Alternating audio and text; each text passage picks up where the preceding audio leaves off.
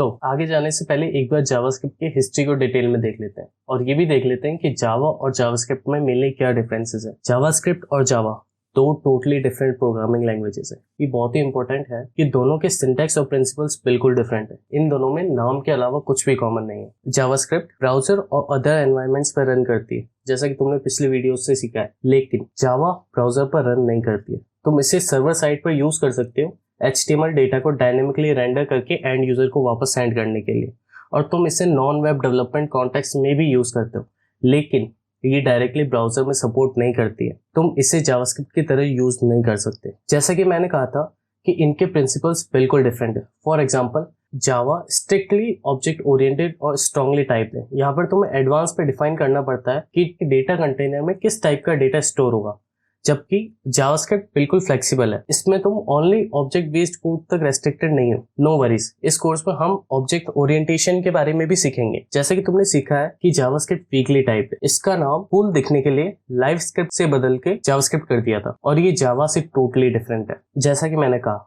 जावा browser पर run नहीं करती है, लेकिन ये ध्यान में रखना बहुत इंपॉर्टेंट है कि जावास्क्रिप्ट ब्राउजर पर रन करती है। अब क्लाइंट साइड और सर्वर साइड की डिफरेंशिएशन की बात करें तो क्लाइंट साइड का मतलब ब्राउजर पर है और सर्वर साइड का मतलब Node.js के हेल्प से मशीन पर है। क्लाइंट साइड पार्ट रियलिटी में जावास्क्रिप्ट का ओरिजिन है। जैसे कि तुमने पढ़ा है कि डिफरेंट ब्राउजर वेंडर्स यानी कि डिफरेंट कंपनीज जो ब्राउजर डेवलप करती हैं वो खुद का जावास्क्रिप्ट एग्जीक्यूशन इंजन यूज करती हैं। फॉर एग्जांपल V8, ये जावास्क्रिप्ट इंजन का नाम है जो गूगल क्रोम यूज में लेता है। ब्राउजर की सबसे इंपॉर्टेंट चीज ये है कि इसमें तुम जावास्क्रिप्ट की हेल्प से लोडेड वेब पेजेस को मैनिपुलेट कर सकते हो। तुम ब्राउजर के कुछ स्पेशल फीचर्स भी यूज कर सकते हो, जैसे कि यूजर की करंट लोकेशन को गेट करना, और भी बहुत सारे हैं। सर्वर साइड का आइडिया ये था कि जावास्क्रिप्ट इंजन को ब्राउजर से एक्सट्रैक्ट करके ब्राउजर के बाहर यूज करे, जिससे कि तुम अपनी जावास्क्रिप्ट की नॉलेज को सर्वर साइड पर भी यूज कर सको, लेकिन फॉर टोटली डिफरेंट टास्क। और अब तुम जावास्क्रिप्ट को कहीं पर भी यूज कर सकते हो,